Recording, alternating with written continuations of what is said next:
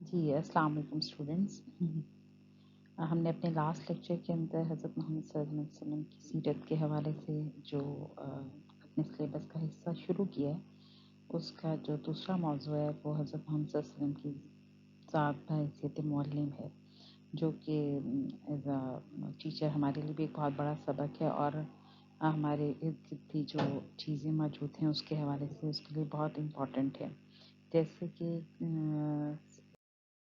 نبی کریم صلی اللہ علیہ وسلم کا کہنا ہے کہ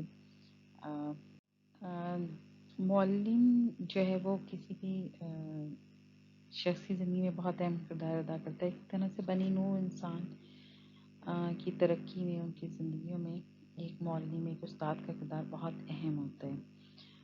حضرت محمد صلی اللہ علیہ وسلم جو ہیں ہمارے لیے آخری نبی ہیں، اور قرآن کریم میں سورہ آل عمران میں کہا گیا ہے کہ خود نبی آخر زمان نے اپنے بعثت کا ذکر فرماتے ہوئے کہا مجھے تو بس مولوی بنا کے بھیجا، یعنی مجھے سکھانے والا بنا کے بھیجا۔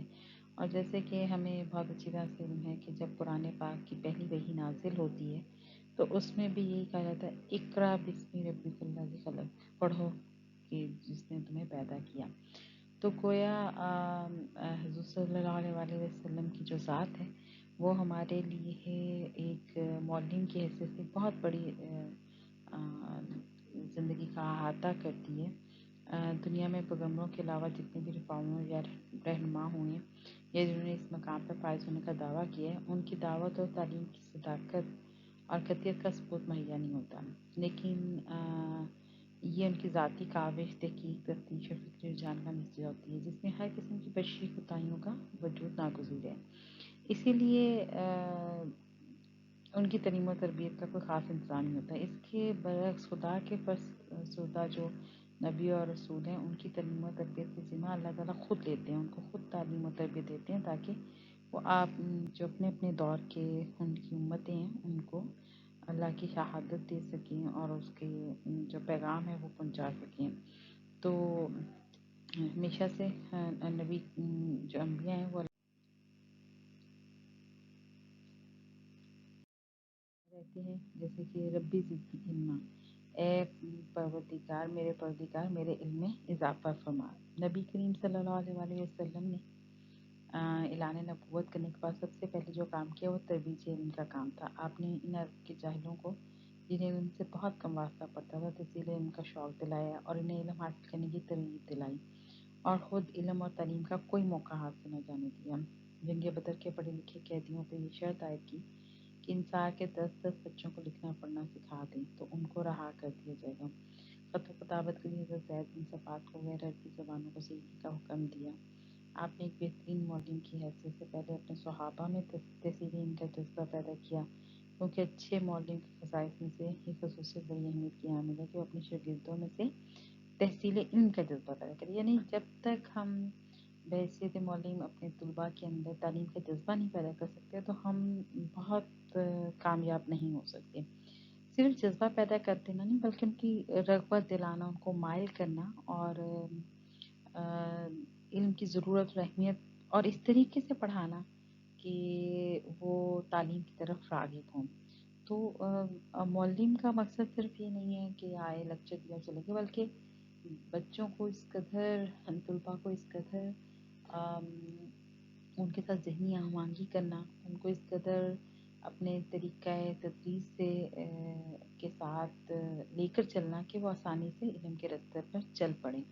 تو یہ ایک بہت اہم باتوں میں سے ایک اہم بات ہے۔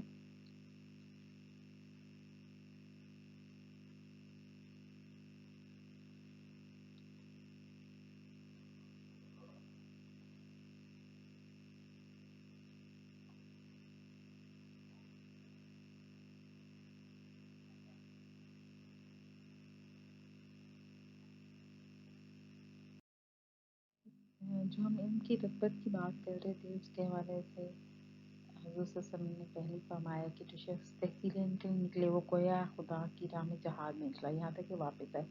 یعنی علم قرآن کا علم ہے یا دین کا علم ہے یا دنیا کا علم ہے، اس علم کے ذریعے ترقی ہوتی ہے، اس علم کے ذریعے انسان کا ذہن کھلتا ہے، دوسرے لوگ مستفید ہوتے ہیں، تو وہ بالکل جہاد کی طرح سے ہے۔ بالفرض ہم سب تک آج تک جو دین اسلام پہنچا ہے تو وہ ایک علم، ایک شخص سے دوسرے شخص کی سلسلہ ہے جو ہم تک آ رہا ہے. کچھ اپنے لوگوں کے، ہمارے جو بزرگان دین ہیں ان کے اعمال ہیں، صحابہ کرام صلی اللہ علیہ وسلم کے اعمال ہیں، حضرت محمد صلی اللہ علیہ وسلم کی سنتیں ہیں جو ہم پر پہنچ رہی ہیں وقت کے ساتھ ساتھ ہم ان کا علم حاصل کر رہے ہیں.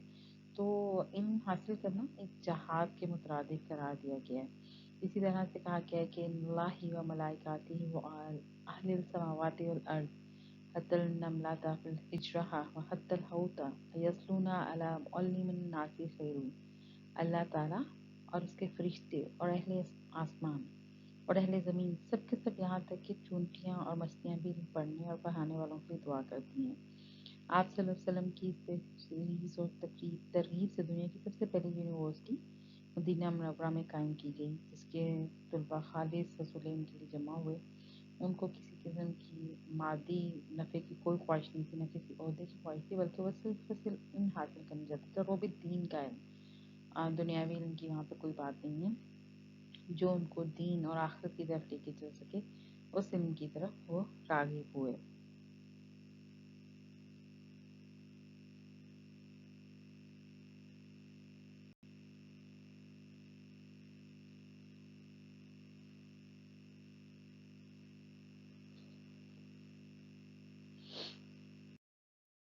اسلام کی پہلی یونیورسٹی جو تھی وہ مسجد نبوی میں ایک چبوترا تھا جسے صفا کہتے تھے. اس جگہ کو آپ صلی اللہ علیہ وسلم کلاس روم کے طور پر استعمال کرتے. اس کلاس کے طلباء کو اصحاب صفا کے نام سے یاد کیے جاتے. اس یونیورسٹی کی پہلی فارغ ہونے والی جماعت اصحاب صفا صحابہ کرام کی تھی، اور اس یونیورسٹی کا نصاب تعلیم قرآن پاک تھا. اور کتنی خوش نصیب ہے وہ یونیورسٹی جس کے معلم حضرت محمد صلی اللہ علیہ وسلم کی ذات مقدسہ تھی.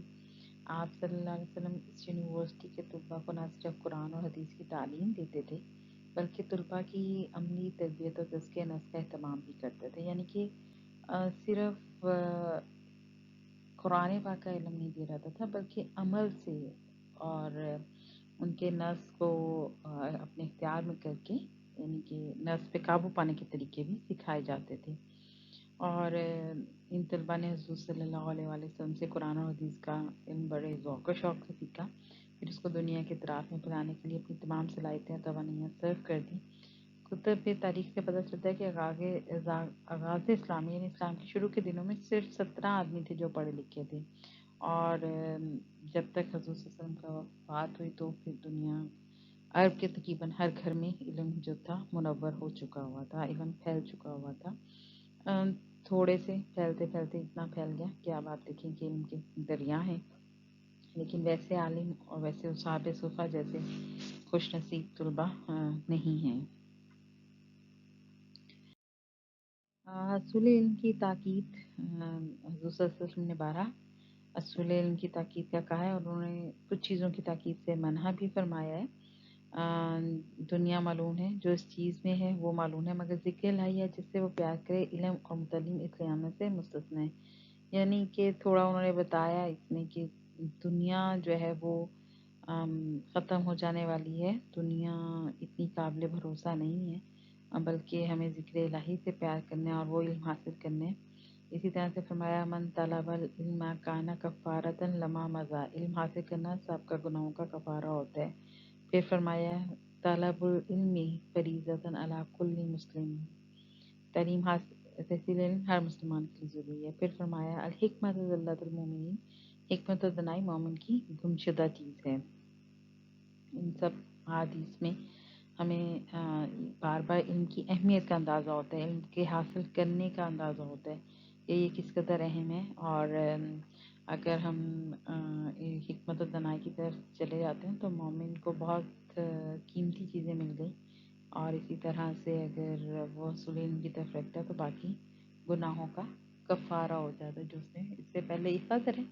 آپ کو علم نہیں ہے اور بے علمی میں، لا علمی میں آپ گناہ کریں یا لا علمی میں آپ کچھ ایسے عمل کریں جو کہ جائز نہیں ہے، تو جب تک علم نہیں آیا تو ان کا گناہ تو تھا، لیکن جیسے آپ کو علم آیا اور آپ نے ان گناہوں سے توبہ کر لی یا ہٹ گئے تو آبویسلی آپ کو اس کا جو ہے کفارہ ادا ہو جائے گا. سو ہمارے ہاں واقعی ہم اسلامک اسٹڈیز پڑھیں گے تو ہم دیکھیں گے کہ ایسے بہت سارے موضوعات ہیں جس پہ جب ہم بات کریں گے اور مختلف حدیث اور قرآن پاک کی آیات کا مطالعہ کریں گے تو بہت سی جگہوں پہ ہمیں احساس ہوگا کہ ہم غلط ہیں اور ہمیں اپنی تصدیق کرنی ہے اور ہمیں آگے قدم بڑھانے اور چلنے اور پچھلے گناہوں سے نجات کے لیے کوشش کرنی ہے۔ ہاں دوسرے سن نے ایک جگہ فرمایا علماء انبیاء کے وارث ہیں، یعنی عالم جو لوگ ہیں جو علم حاصل کرتے ہیں اور ان پر عبور حاصل کر لیتے ہیں وہ انبیاء کے وارث ہیں، یعنی نبی کریم صلی اللہ علیہ وسلم انبیاء جتنے نبی گزر گئے ان سب کی کوئی نہ کوئی خوبی لے کر وہ آگے چل رہے ہیں، یعنی ایک تسلسل ہے جو ان کا تسلسل کنٹینیو کرے گا وہ انبیاء کی وراثت کو لے کے چل رہا ہوگا۔ از فیکٹ جیسے ہمارے یہاں کوئی حدیث کا معلم ہے تو وہ حدیث بتا رہا ہے ان پر عمل کر رہا ہے تو یقیناً وہ وراثت کو لے کے چل رہا ہے۔ تو علم ایک میراث ہے، قرآن ایک میراث ہے جس کو ہم آگے لے کے چلتے ہیں اور اس کو ہم آگے پھیلاتے ہیں۔ اشاعت علم کی تاکید یہ ہے کہ نبی کریم صلی اللہ علیہ وسلم نے جہاں اصول علم پر زور دیا وہاں اس کی اشاعت کی بھی اہمیت اجاگر کی۔ فرمایا خیارکم من تعلم القرآن وعلمہ، تم میں سے بہترین وہ ہیں جو خود قرآن کی تعلیم حاصل کریں اور دوسروں کو تعلیم دیں۔ پھر فرمایا بلوغ البلیات، میری تعلیم کی تبلیغ کرو خواہ ایک ہی آیت ہو، یعنی کہ جیسے ہم ابھی بات کر رہے ہیں ہم نے بہت ساری حدیث پڑھی ہیں آج کے لیکچر کے اندر، تو اگر آپ اس کو آگے کنٹینیو کرتے ہو تو ایک آیت ہی ہے اس کی تبلیغ کر رہے ہو، آگے بتا رہے ہو اور علم کی طرف کوئی آمادہ ہو جاتا ہے تو یہ سب کا سب جو ہے علم ایک تبلیغ ہے، ایک تلقین ہے اور یہ ہم حضرت صلی اللہ علیہ وسلم کی جو میراث ہے اس کو آگے کنٹینیو کر رہے ہیں۔ تو اشاعت علم جو ہے بہت بہت امپورٹنٹ ہے، اس کی اہمیت سے ہم جو ہے انکار نہیں کر سکتے۔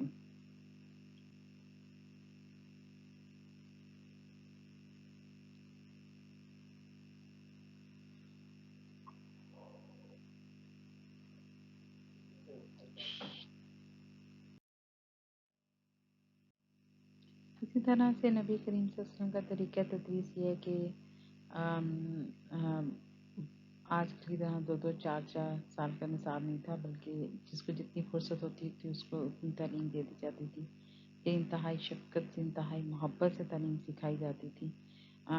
اور کہا حضرت صلی اللہ علیہ وسلم نے خود کہا کہ سعادت مند وہ ہے جو دوسروں کو دیکھنے سے پکڑے، یعنی بجائے اس کے کہ ہم زور دیں اور زور زبردستی ہم دیں، ایسا نہیں ہے بلکہ علم تو خود بخود حاصل کر لیا جاتا ہے چلتے پھرتے اپنے ارد گرد نیک لوگوں کے ساتھ بیٹھ کے ان کی باتوں سے۔ تو کسی قسم کی یہ نہیں ہے کہ آپ اتنا علم حاصل کریں تو علم میں جیسے بھی ہم نے پیچھے کہ اگر ایک آیت بھی ہم نے پڑھی اور اس پر عمل کیا اور اس کی اشاعت کی تو وہ بھی علم کے دائرے میں آتا ہے۔ تو معمولی سے معمولی علم اور خیر علم کا تو سمندر بہت بڑا ہے اور اس کو حاصل کرنے کے لیے پوری آپ کو کوشش کرنی چاہیے، لیکن جو بھی خوبی ہے جو بھی طریقہ ہے وہ آپ ایک چھوٹی سی مثال سے بھی سیکھ سکتے ہیں۔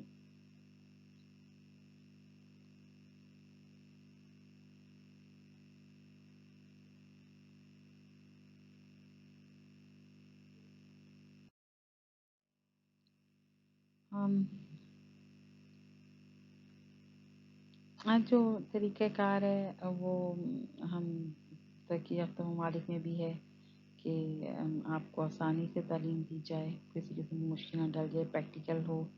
آپ جیسے آج کل ہم یہ آن لائن پڑھ رہے ہیں تو بہت ساری چیزیں آسان ہو گئی ہیں، کتابوں کے ورق بھی نہیں پلٹنے پڑتے ہیں، آپ کو بنا بنایا ڈیٹا مل جاتا ہے اور پھر کچھ تصاویر کے ذریعے کچھ خاکوں کے ذریعے فلو چارٹس کے ذریعے علم دیا جاتا ہے۔ علم آسانی سے دینا چاہیے اور کوشش کرنی چاہیے کہ کوئی ایسی ناگوار بات نہ ہو جس سے آپ کی پرسنالٹی کے اندر آپ کی گفتگو کے اندر تحمل، نرمی اور شائستگی کا ہونا بڑا ضروری ہے۔ ہر مسلمان دوسرے مسلمان کے لیے آئینہ ہے، جیسے ہم ہیں ویسے ہی نظر آنا چاہیے، بناوٹ سے بچنا چاہیے۔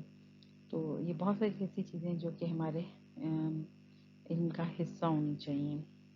اسی طرح سے بزرگوں کی تعظیم کی جائے، آپ جو بزرگ آپ کو علم دے رہے ہیں ان کی عزت کرنا بہت ضروری ہے، اساتذہ کی عزت کرنا بہت ضروری ہے۔ ہمارے ہاں آج کل یہ پہلو کافی کم ہوتا چلا جا رہا ہے، لیکن جو جس نے عزت کی وہ کہتے ہیں بادب بانصیب۔ تو تو اس کی کوشش جاری رکھنی چاہیے۔ حضور صلی اللہ علیہ وسلم نے خود فرمایا کہ جا کریم قوم فقریم ہو، جب کسی قوم کا بزرگ تمہارے پاس آئے تو اس کی عزت بجا لایا کرو۔ اور مکالمتی انداز کنورسیشن ہونی چاہیے، یعنی کہ سوال جواب کا سیشن ہونا چاہیے۔ جو طلباء ہیں ان کے ذہن میں کوئی سوال آئے تو اس کا جواب دینا اساتذہ پہ فرض ہے، اور سوال پوچھنے کا انداز بھی اچھا ہونا چاہیے اور سوال کا جواب دینے کا بھی انداز اچھا ہونا چاہیے۔ تحمل جو ہے اس کا بڑا ایک خاص ایلیمنٹ ہے، جو کہ ہاں بہر صورت اس کا حصہ ہونا چاہیے۔ اسی طرح سے مختصر جملے ہونے چاہیے، بہت لمبا چوڑا یا مشکل یا پیچیدہ الفاظ کا استعمال ہونا چاہیے تاکہ ہر خاص و عام اس کو سمجھ سکے۔ صرف یہی نہیں کہ چند ایک لوگوں کو سمجھ اور باقی سب لوگ جو ہیں وہ نہ سمجھ سکیں۔ تو حضور صلی اللہ علیہ وسلم نے یہ فرمایا کہ مختصر جملے بول کر اپنے پیچیدہ بحثوں کو اس انداز میں فرما دیتے کہ سننے والا پوری بات سننا چاہتا۔ قوم کا سردار قوم کا خادم ہوتا ہے، سید القوم خادم ہوں۔ حضور صلی اللہ علیہ وسلم نے اس چھوٹے سے جملے میں فرائض امارت اور حکومت کو واضح کر دیا کہ جو شخص کسی قوم یا گاؤں یا شہر یا علاقے کا سردار ہو، اتنا ہی زیادہ ذمہ دار اور اتنی ہی قوم کی خدمت اور قوم کی پاسداری اس کے ذمہ ہے۔ گویا اس جملے سے حضور صلی اللہ علیہ وسلم نے رائی اور آیا، حاکم اور محکوم، مالک اور غلام، پیر اور مرید، استاد اور شاگرد، باپ اور بیٹے کے الگ الگ فائز جو ذمہ داریاں جو تھیں وہ بتا دیں۔ پھر فرمایا لیسا منا من لم یوقر کبیرنا ولم یرحم صغیرنا، وہ ہم میں سے نہیں جو بزرگوں کے احترام اور چھوٹوں پر شفقت نہ کرے، اور ہر چھوٹے بڑے کا ادب کرنا، چھوٹے بڑے ادب سے پیش آنا، دنیا میں ہر وقت جھگڑا فساد نہ کیا جائے، خانہ جنگیوں سے پرہیز کی جائے اور گستاخانہ انداز میں پیش نہیں چاہیے، بلکہ چھوٹوں سے بڑوں سے شفقت اور مہربانی سے پیش آنا چاہیے، لڑائی سے احتجاج کرنا چاہیے۔ تو یہ سب ایک بہترین مومن کی نشانیاں ہیں۔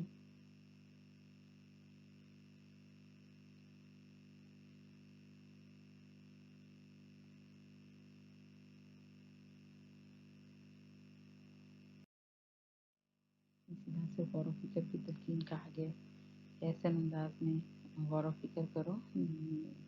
تو فکر کرنا بھی کہ کوئی ایسی نہیں ہے جو مثال ہے، عبادت نہیں ہے۔ آپ نے تاکید علم کی طرف بہت زیادہ فرمایا اور دین و دنیا کے لیے نفع مند ہے۔ مومن مفید علم سے کبھی سیر نہیں ہوتا، یہاں تک کہ جنت میں ٹھکانہ کرے، یعنی کہ جس کو مفید علم مل رہا ہے مسلسل علم حاصل کرے جا رہا ہے، اس کی حفاظت سے فائدہ اٹھاتا چلا جا رہا ہے۔ اللہم انی اسألک علما نافعا وعملا متقبلا ورزقا واسعا۔ حضور صلی اللہ علیہ وسلم سے دعا کرتے تھے کہ ہمیں بہترین رزق ملے اور ہم بہترین عمل کریں اور بہترین رستے پہ چلتے نظر آئیں، اور اللہم انی اعوذ بک من علم لا ینفع، اللہ ہمیں وہ علم دے جس میں نفع ہو، اور ہمیں شر سے بچا جس میں نفع نہ ہو۔ تو موقع محل کے پیش نظر علم حاصل کرنے کی پوری کوشش کرنی چاہیے۔ زبان کو بلا جواز استعمال نہیں کرنا چاہیے، نہ بہت زیادہ بولنا چاہیے کہ بے قابو ہو جائے اور نہ اتنا کم کہ دوسرے کو سمجھ نہ آئے۔ اور عقل مند وہی ہے جو ذکر الہی کے لیے اپنی زبان کو قابو میں رکھے۔ اسی طرح سے علم اور عمل میں مطابقت ہونی چاہیے، یعنی اگر میں کوئی بات کہہ رہی ہوں تو بات پہ عمل بھی کرتی ہوں، ایسا نہ ہو کہ وہ سب باتیں وہ کہہ دوں جو میرے اندر موجود نہ ہو، بہت سختی ہو میرے لہجے میں، تحمل نہ ہو، بات بہت ٹوکے انداز میں کی جائے۔ تو سوال یہ ہے کہ ہم اگر اگلے بندے سے بھی وہی چیز توقع کر رہے ہیں جس کی ہم خواہش کریں، تو اس کے لیے ہمیں بھی نرم اور حکمت سے کام کرنا۔ اور حضرت عائشہ رضی اللہ عنہا سے کسی نے سوال کیا، کانا خلق القرآن، آپ کا خلق قرآن تھا، اس لیے تو ابو کلام آزاد مرحوم فرمایا کرتے تھے کہ تم کہتے ہو قرآن ایک ہے، میں کہتا ہوں قرآن دو ہیں، ایک دفعہ دین کے اندر، دوسرا مکہ اور مدینہ کی گلیوں میں چلتا پھرتا۔ عقائد ہوں یا عبادت، آپ کے اقبال و فعل میں کبھی کسی نے کوئی تضاد نہ پایا۔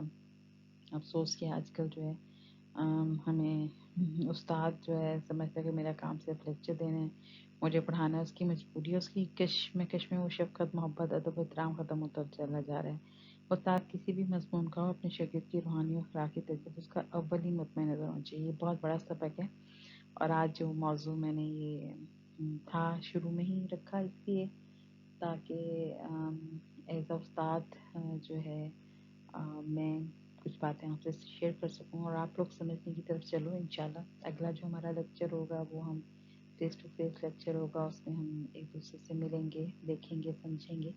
تو استاد کا درجہ بہت امپورٹنٹ ہے. استاد کو چاہیے کہ اپنے طلباء کی عزت کرے اور طلباء کو چاہیے کہ اپنے استاد کو سمجھیں, کام کو وقت پہ کریں اور غیر ضروری باتوں سے جو ہے وہ پرہیز کرنا چاہیے.